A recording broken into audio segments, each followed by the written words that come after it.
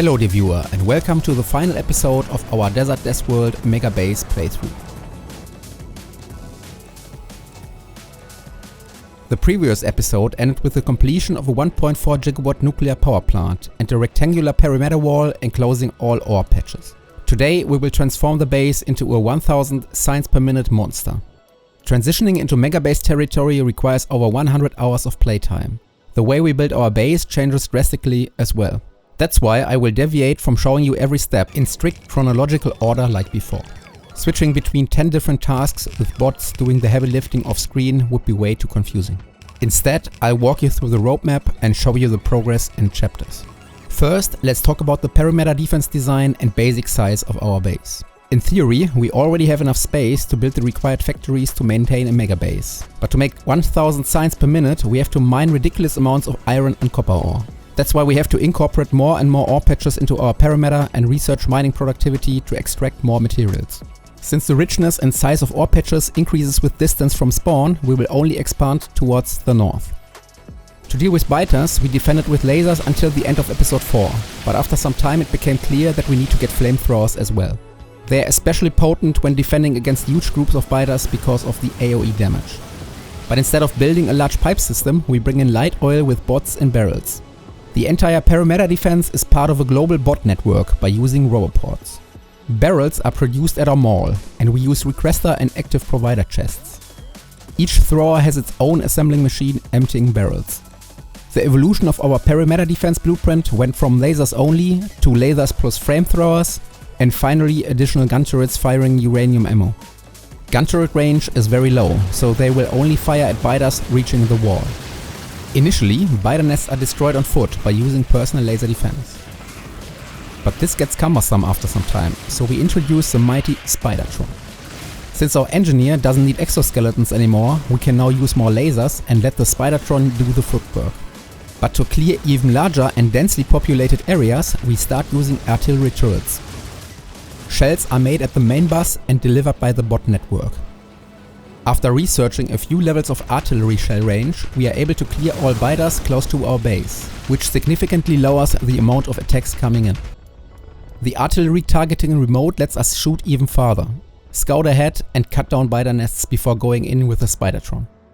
After expanding the perimeter and building a new set of artillery turrets, it's very satisfying to watch them obliterate enemies in range.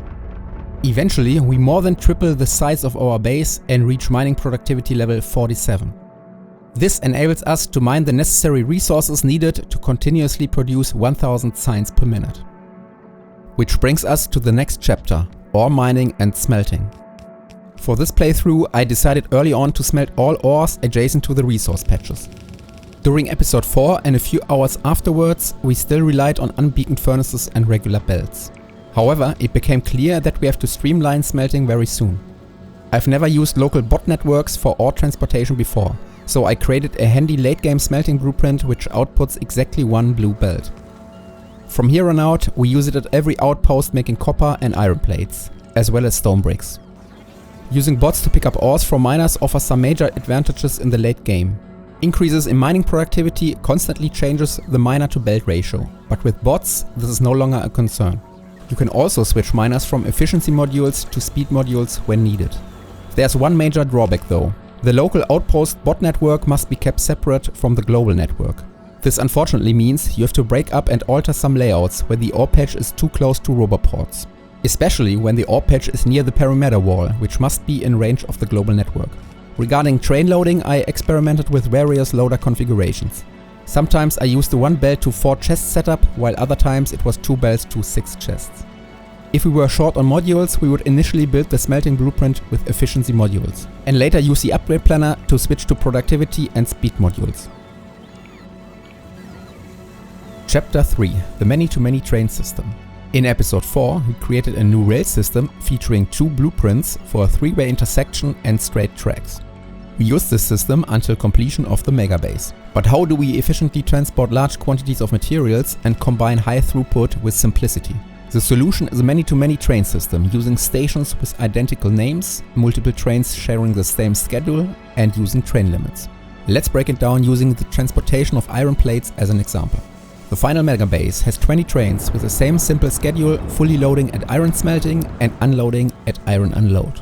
There are 3 iron smelting stations, each with a train limit of 3, allowing 9 of the total 20 trains to reserve a slot at any loading station to collect iron. These trains will then go to one of the 11 unload stations. The main bus features 3 stations, each having a train limit of 1. For steel smelting we have 4 stations where trains can unload simultaneously. 2 of them allowing 2 trains each, meaning we can have 2 trains already waiting. Additionally, there are 4 iron unload stations at our green circuit subfactories. This gives us a total of 11 stations with 13 available slots. Trains will automatically reserve slots based on distance and status of the station. Since loading and unloading stations have a total of 9 plus 13 equals 22 slots, this system supports up to 21 trains. The upcoming Factorio expansion will add a manual priority system, but as long as you overproduce iron and set proper chain limits, everything will run smoothly. The mall. In order to let bots build large subfactories and outposts and avoiding handcrafting, we need to automate production of belts, pipes, buildings, equipment and modules. We already set up the mall in episode 4, but it had to grow to support the increasing demand.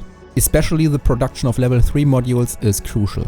We had to find the right balance between producing modules and researching, because mining productivity remains a key factor in a death world that has default ore settings. We covered base size, defense, expanding, mining and the train system. Let's delve into subfactories now. Even though we have a main bus, I find it very beneficial to produce intermediates at dedicated subfactories. Intermediates have a high material density. Shipping them to the main bus reduces the amount of belts carrying basic materials by a lot.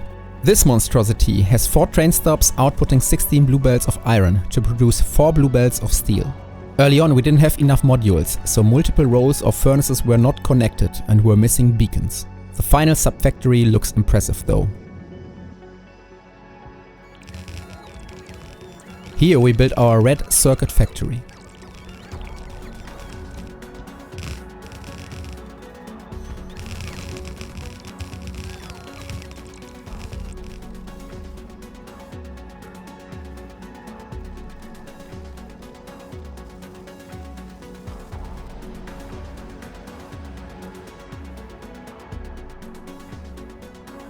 A plastic subfactory is beneficial to supply production of red circuits and low density structures.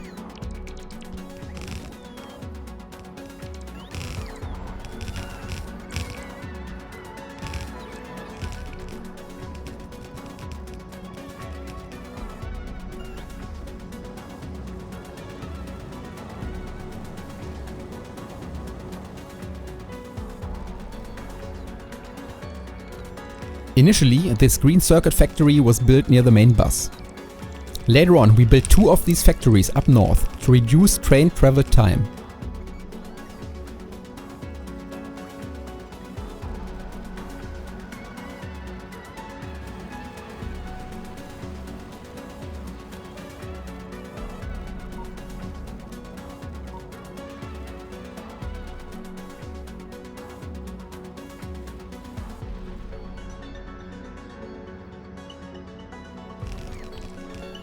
The main consumer of copper, low density structures.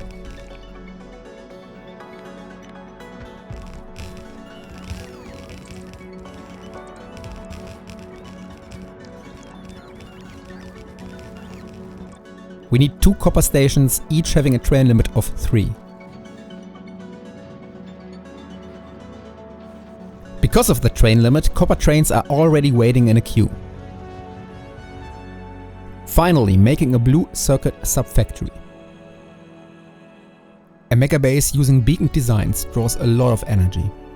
In this case, close to 7 gigawatts. We already have a nuclear power plant, but why not build more?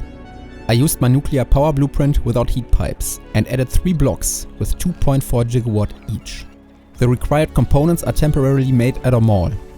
Heat is transferred by inactive nuclear reactors instead of heat pipes. We require 300 nuclear reactors and need to pump 74,000 water per second out of our small lake at spawn.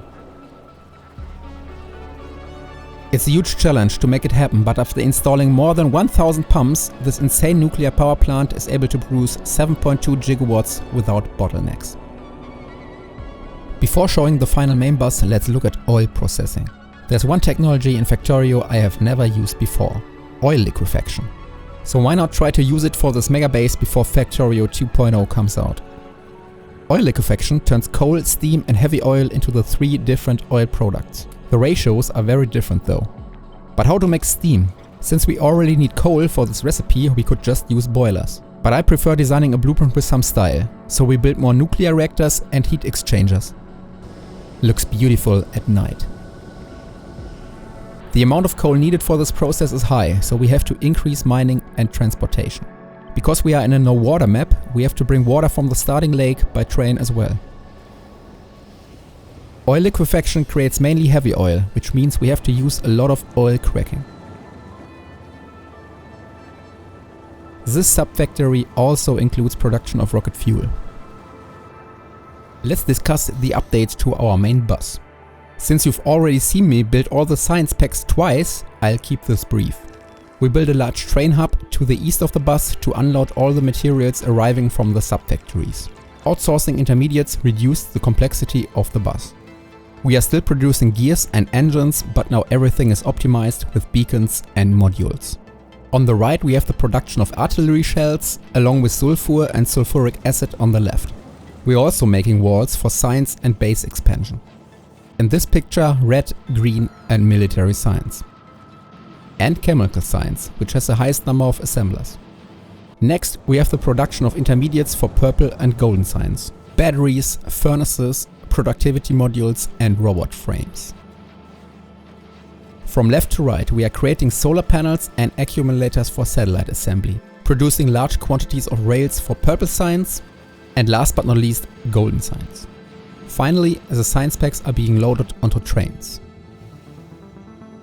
To the south of the main bus, we are converting all 3 circuits into rocket control units.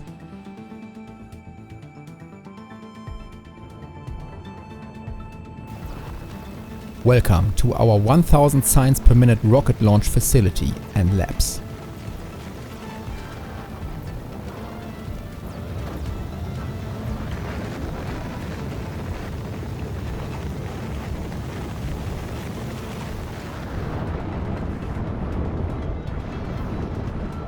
Trains are delivering science packs and the materials needed for rocket launches.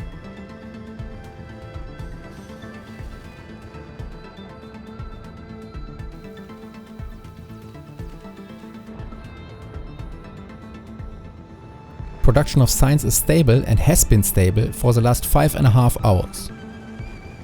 Even when researching follower robot count, which uses all 7 science packs. And with the megabase completed, the time together is coming to an end. Thank you dear viewer, and I hope to see you in the future when we build a megabase in Space Age.